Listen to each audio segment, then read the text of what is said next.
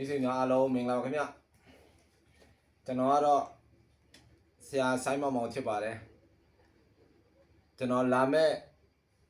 18ရက်6လ2026ကြာတာပရိနေ့မှာစတင်ပြီးတော့ကျွန်တော်ရဲ့ဒါ TikTok ပေါ်က friend တွေဒါ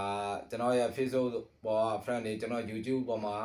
ကျွန်တော်ဟိုစောင့်ကြည့်နေတဲ့အားပေးနေတဲ့ friend တွေမိတ်ဆွေတွေ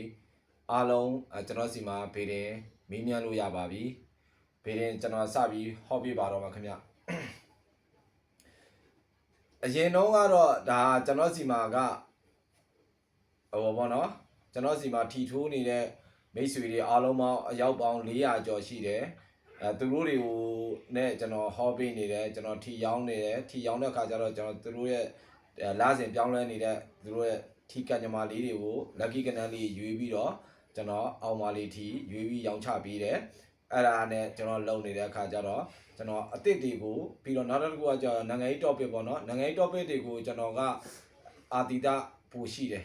ရှိတဲ့အခါကျတော့ကျွန်တော်အဲ့ရကိုကျွန်တော် line ပေါ်မှာ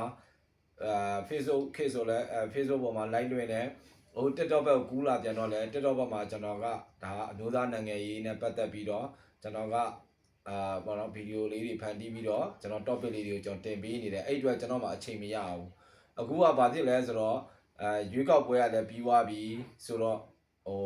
အစိုးရအစ်စ်လည်းတက်လာပြီဆိုတော့တိုင်းပြည်ကလည်းပြန်လည်တည်ငြိမ် agent ပြုတ်သွားပြီပေါ့ဗျာအဲ့အတွက်ကျွန်တော်ကနိုင်ငံရေး topic တွေကျွန်တော်မှပြောဖို့ကတော့မလိုအပ်တော့ဘူးလို့ထင်တာပေါ့နော်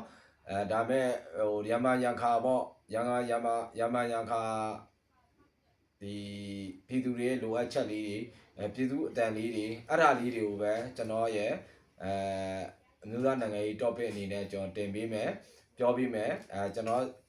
friend လက်တွေထဲမှာရှိတဲ့ဒါလွတ်တော်မှတ်တွေလည်းကြားရအောင်ဘောနော်ဒါလွတ်တော်မှာလည်းပြည်သူအတန်ကိုကြားမှလည်းပြည်သူအတန်လွတ်တော်အတန်ပေါ့နော်လွတ်တော်ကပြောပေးလို့ရအောင်ပေါ့နော်ပြည်သူကလည်းပြောပြီးမှရမှာပြည်သူပြောပေးတယ်ဆိုတော့လွတ်တော်မှတ်တွေကလည်းဂယုမဆိုင်ဘူးဆိုရင်အလကားပဲလေဒါနောက်လွတ်တော်မှတ်တွေကလည်းပြည်သူအတန်ကိုနားထောင်ကြပြန်တော့လေပြည်သူတွေကအတန်မထွက်ဘူးဆိုရင်လွတ်တော်မှာအစိုးတင်တွင်းမှုအတွက်မှာအခက်အခဲတွေရှိတာပေါ့လေနော်အဲ့ကြောင့်မို့အဲ့ပြည်သူအတန်လေးတွေကိုတခါတရံမှာပေါ့နော်တင်ပေးမယ်ရမန်ရခါတော့တင်ပေးမယ်အများအားတော့ကျွန်တော်တင်ပြမှာမဟုတ်တော့ပါဘူးအဲ့ဒီအတွက်ကျွန်တော်ဒါအနုညွန့်လဲကျွန်တော်ကြိုပြီးတော့ကျွန်တော်ရဲ့မိတ်ဆွေတွေကိုပြောထားပါတယ်ခင်ဗျပြီးတော့နောက်တစ်ခုကကျတော့ဘေးရင်ဘာလို့ဟောတာလဲဟောဖို့အတွက်ဟိုပါဘောနော်ကြော်ညာတာလဲဆိုတာကကျွန်တော်စီမာကနော်ဟိုအခက်ဟို TikTok friend တွေ Facebook friend တွေကသူတို့ရဲ့ဒီကညမာတွေကိုမေးနေတာကြာပြီဗျကျွန်တော်ဘက်ကကျွန်တော်ဒီမှာထီထိုးနေတဲ့လူတွေကိုကျွန်တော်ဦးစားပေးပြီးတော့ဟောပေးနေရတဲ့ခါကျကျွန်တော်ရုံးပိတ်ရက်ပဲဟောတာလေစနေတနင်္ဂနွေဟောပေးတယ်ပြီးတော့အစိုးရရုံးပိတ်ကြီးတွေမှာကျွန်တော်ဟောပေးတယ်ကျွန်တော်မှအချိန်ကမလောက်လို့အခါကျတော့ကျွန်တော်အခြားဒီဇိုင်းတွေကိုကျွန်တော်မှဟောပေးဖို့အတွက်ကျွန်တော်က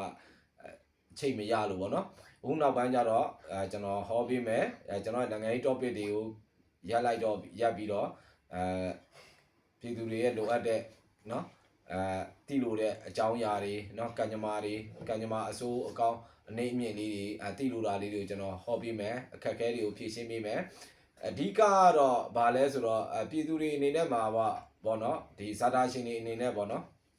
ဇာတာရှင်တွေအနေနဲ့ကိုယ့်ရဲ့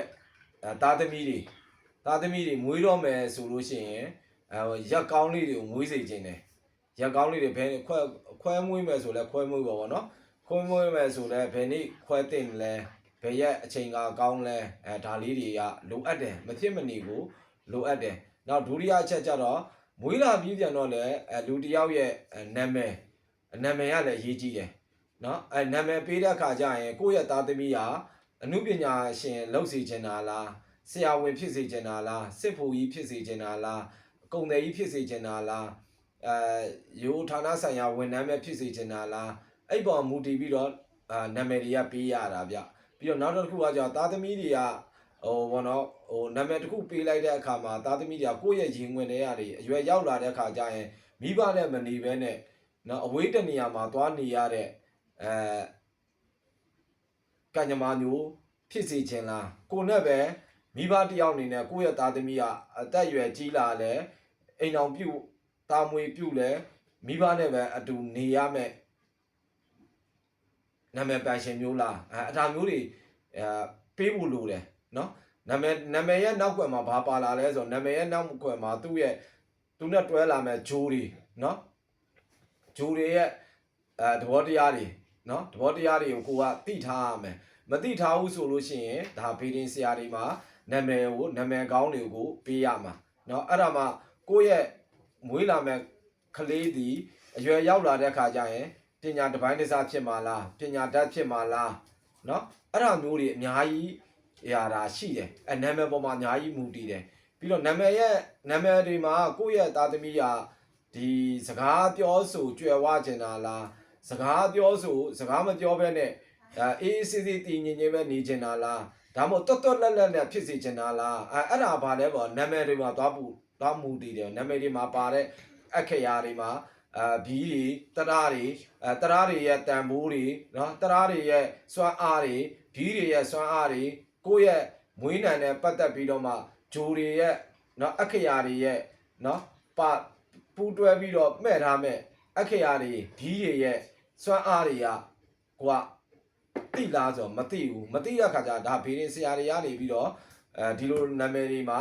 ဘယ်လိုနာမည်မျိုးနဲ့ဘယ်လိုတွဲရမလဲဘီးကဘယ်လိုဒီဘယ်ကြီးတုံးမလဲနော်တရဆိုလဲဘယ်တရတွေတုံးမလဲနော်ဥမာဆိုလို့ရှိရင်ဝစ်ဆက်နှလုံးပေါက်နော်ဝစ်ဆက်နှလုံးပေါက်နှစ်ချိန်ပါတာနဲ့သုံးချိန်ပါတာနဲ့တစ်ချိန်ပဲပါတာနဲ့နော်ဝစ်ဆက်နှလုံးပေါက်တစ်လုံးမှမပါတာနဲ့အဲ့ဒီမှာလူတစ်ယောက်နဲ့တစ်ယောက်ရဲ့ကြိုက်တာတွေကကွဲသွားတယ်နော်ပြီးတော့ရက်ပစ်ပါတာနဲ့တဝေထိုးပါတာနဲ့ရက်ရစ်ပါတာနဲ့ရက်ရစ်မပါတာနဲ့နော်တဝေထိုးပါတာနဲ့တဝေထိုးမပါတာနဲ့အဲ့မှာလဲဒီလူရဲ့ကြိုက်တာကကွဲသွားပြန်ရောအဲ့လိုမျိုးတွေရှိတယ်အဲ့လိုမျိုးရှိတဲ့အခါကျတော့ဘီးတွေတရားတွေရဲ့စွမ်းအားတွေလည်းပါဝင်ပတ်သက်နေရတာမပတ်သက်လို့မရဘူးเนาะအဲ့ကြောင့်ဘီးတန်ဖိုးတွေတရားတန်ဖိုးတွေတရားတွေရဲ့စွမ်းအားတွေเนาะဘီးတွေရဲ့စွမ်းအားတွေကိုလည်းဒါဘေးရင်ဆရာတွေကသိရှိထားပြီးဖြစ်ပါတယ်အဲ့ကြောင့်မို့ဘောเนาะကျွန်တော်ရဲ့မိတ်ဆွေတွေအနေနဲ့မှာခဏကိုရဲ့ရင်တွင်းငယ်မွေးဖွားတော့မယ်ခွဲပြီးမွေးရမယ်ဆိုရင်ဘယ်ရက်ကောင်းလဲเนาะကောင်းတဲ့ရက်လေးဒါရွေးချယ်ဖို့အတွက်ဒါတွေလိုအပ်မယ်ပြီးတော့ကလေးတွေနာမည်ပေးတဲ့အခါမှာခုနလည်းကျွန်တော်ပြောလို့ပေါ့เนาะကြော်ဟင်းဆိုလို့ရှိရင်ဒါနာမည်ကြီးเนาะမြန်မာနိုင်ငံနဲ့မို့အရှိတောင်အာရှမှာနော်ကြော်ဟင်းကိုလူတိုင်းသိကြတယ်ဒါမျိုးပေါ့နော်ဒါကြော်ဟင်းလိုလူမျိုးနော်မြန်မာတနိုင်ငံလုံးဒါသိတယ်နော်ရွှေဘာလိုလူမျိုးဒါမျိုးတွေရွှေဘာလိုနာမည်မျိုးကြော်ဟင်းလိုနာမည်မျိုးအဲ့ဒါမျိုးတွေဘယ်လိုမျိုးတက်ရောက်ပြီးတော့ဘယ်လိုမျိုးကြောင့်နာမည်ကြီးရတာလဲဒါမျိုးတွေမှာစကားပြောသေးအဲ့ကြောင့်နာမည်တစ်လုံးကအရန်ရေးကြီးပါတယ်နောက်တတိယတစ်ချက်ကကျတော့ရတရာပိုင်းဆိုတာကကျွန်တော်တို့ပေါ့နော်ကျွန်တော်တို့ဒီပေါ့နော်ရွှေရင်ကျော်ဆရာတွေပေါ့နော်နောက်တော့မနောစိတ်တုပ်ပတ်ဆရာတွေเนาะဒါဆရာကြီးတွေသူတို့အဲ့ရဆရာကြီးတွေရဲ့ပြောဆိုချက်ဆိုလို့ရှိရင်ကြိုက်တဲ့အတိုက်ခိုက်လာခဲ့ကြိုက်တဲ့အခိုက်တွေကြိုက်တဲ့အတိုက်တွေလာခဲ့သူတို့တွေမနိုင်ဘူးဆိုတာမရှိဘူးနိုင်တယ်ဆရာကြီးတွေကရွှေကျော်ဆရာကြီးတွေเนาะမနောစိတ်တုပ်ပတ်ဆရာကြီးတွေအဲ့ဆရာကြီးတွေနိုင်တယ်ဒါပေမဲ့သူတို့ဝန်ခံတာတရှိတယ်သူတို့မနိုင်တာတခုပဲရှိတယ်အဲ့ဒါဘာလဲဆိုတော့ဓာတ်ကြီးလေးပါးရတရားဓာတ်ကြီးလေးပါးနဲ့တိုက်တဲ့ရတရားတွေနဲ့တိုက်တဲ့ရတရားတွေဓာတ်ကြီးလေးပါးနဲ့ပြုတ်လုပ်တဲ့အစီရင်တွေเนาะဘယ်အညွန့်လေးနဲ့ဘယ်လိုညမှာထိုးထားလိုက်ပါเนาะဘယ်အသားလေးကိုယူပြီးတော့ဘယ်ညမှာထားလိုက်ပါဘယ်လိုမျိုးရေးလိုက်ပါဘာနဲ့ဘယ်လိုပူးတွဲပြီးတော့ဘယ်နည်းနဲ့ဘာအသားနဲ့ဘာအညွန့်နဲ့တွဲပြီးတော့ဘယ်ညမှာခြိထားလိုက်ပါအဲ့လိုအတိုက်လေးတွေမှာကြာရင်သူတို့တွေမှာဖြည့်ရှင်းရတာခက်ပါတယ်တဲ့ဒါဆရာကြီးတွေအဲ့ကြောင့်မို့အဲ့ရွှေကျော်ဆရာကြီးတွေကျွန်တော်မလို့စိတ်ထုတ်ပတ်ဆရာကြီးတွေဆိုလဲဘေဒင်ပိုင်းကိုလည်းသူတို့ကလည်းကျွမ်းကျင်တက်မြောက်ထားရတာပေါ့နော်အဲ့ဒါအဲ့လိုမျိုးရှိတယ်ကျွန်တော်တို့မြန်မာနိုင်ငံမှာဆိုရင်လည်းဒါအင်္ဂလိပ်တွေမြန်မာပြည်ကိုဒါပြီးကုန်းပေါက်မင်းဆက်ကိုဝင်ပြီးတော့တိုက်တဲ့အခါမှာဒါသူတို့ဓာတ်ဆင်သွားတာပဲเนาะ